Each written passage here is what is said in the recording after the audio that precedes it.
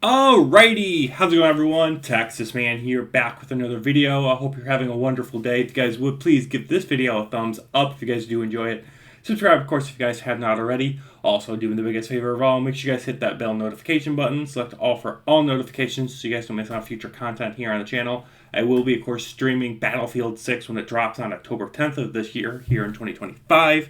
I'm going to be talking to you guys about things that I think need to change in Battlefield 6 before the release. So I did my best to try to narrow it down to 5, and then as I was making the list, more things showed up. So we're going to be talking about 8 things that I think need to be changed, updated, tweaked, added in to Battlefield 6 before it gets fully released to the public on October 10th.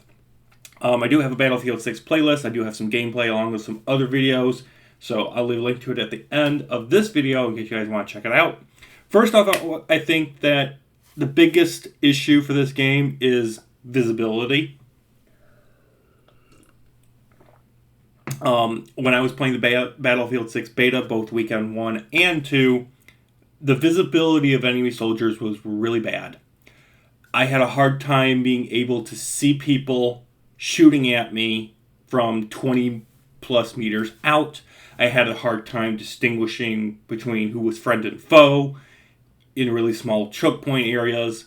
And so if there was an enemy that was like literally right next to me, I didn't know that they were an enemy. I thought they were just a person on my team. So that needs to be addressed and fixed. Second thing that needs to be fixed is footstep audio. I should be able to hear an enemy soldier. Like, this isn't a problem when it comes to like vehicles, but it's a problem when it comes to soldiers. I should be able to hear somebody running up behind me to execute me and steal my dog tags. There's none of that. Now, it could be just a bad audio mix on my end, or it could be a bad audio mix, just the game in general, because of all the explosions and whatnot going on in this game. But I can hear myself. I can hear myself walking and running. I can hear my teammates running around and whatnot. But I can't hear an enemy soldier literally running up to me, behind me or whatever. That's a problem. I should be able to hear them when they're... Why can't I hear them coming at all? Like, if they want to be a stealthy person, have them crouch or be, just on their bellies and coming after me. But if they're running at me, I should be able to hear them somewhat, and I can't. Next thing, point number 3, LMGs and DMRs. They are garbage. And this is a big problem, and the only reason I'm bringing this up is because LMGs are basically the support / medic classes, primary gun. That those guns, LMGs and DMRs, they need a damage increase. They need something to reduce the recoil, because these two gun categories compared to ARs, SMGs, and sniper rifles and secondaries are garbage. I have an easier time killing somebody with a Glock than I do an LMG. Balancing needs to be addressed, especially for these two weapon types. Number 4, the navigation of the menu / the UI sucks. Trying to navigate all these different tabs and whatnot, it's worse than Windows 8. Okay? It is a nightmare trying to figure out how you're supposed to navigate the things. Okay? Needs to be addressed, needs to be fixed, needs to be updated. It's just horrible. It's just horrible in design. Point number 5, rush. I don't want to go too far down a rabbit hole when it comes to this game mode, but let's just say the spawns are bad. Why is it that the enemy team that's defending the MCOMs just literally spawns on them? Why is their HQ like literally 5 meters away from the objective?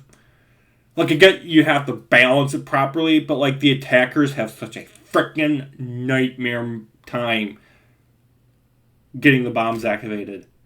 And once the attacking team gets those bombs activated, defusing them, you have a 99% chance of never being able to. The balancing is just all out of whack. I'd rather play Breakthrough, okay? And I'm a Conquest player, primarily, so that's really not a good thing. 6, we only need to have closed weapons, okay? Make Battlefield. Battlefield 6 needs to not cater to Call of Duty players. Having this open weapon system is what was one of the driving factors of killing Battlefield 2042. What is the point of being the assault class if you're not going to be stuck with using an assault rifle? What is the point of using the sniping/recon class if you can only use the sniping weapons?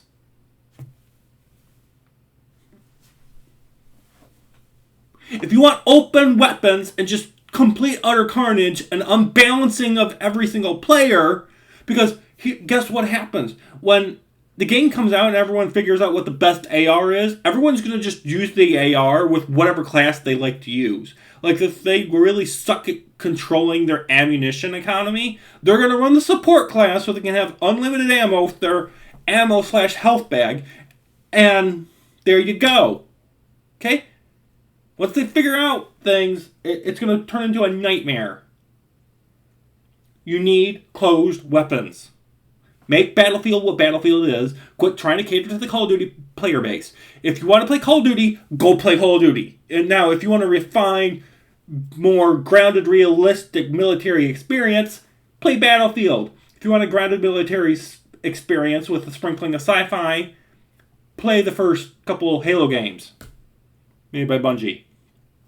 Enough said. Moving on to number 7. We need more medium to large scale maps. Now, yeah, the 4 that we got within the beta were not the biggest and not the best. I think Siege Cairo was the best of all 4 of them, just in terms of layout and, destruction, a good balance between infantry and combat. The Iberian offensive was cool, but it just felt, I don't know, it didn't feel balanced right. Something was off about that map. We are supposed to be getting a lot more maps when it comes to post-launch content, so that'll be great. I just want more maps that don't feel like Call of Duty clusterfucks like Empire State does, because that map is nothing but... especially on Conquest, it feels like you're playing Domination Call of Duty, but instead of 3 flags, you have 5. I don't like how it plays. Lastly, at number 8, the game needs quests or challenges. Now, yeah, we got those in the beta, but we need it to be where the quests and the challenges, either there's some daily challenges, weekly challenges, they need to be able to be completed by both casuals and hardcore people that have no lives. You need to have some challenges like, get 50 kills this week, or get 300 kills within a vehicle. Okay, there needs to be like a mixture, that way the casual people that only have like a couple hours a week to play games can unlock a cool skin, and then the people that are diehard fans and don't have a life and don't have a job or a family, they can go for those other skins for their weapons, vehicles, or characters and unlock those. So there just needs to be a good mixture, is all I'm saying. So that's going to do it for this video. Thank you guys for watching. Have a good day. Look forward to Battlefield 6 coverage starting up in full swing on October 10th. Bye, guys.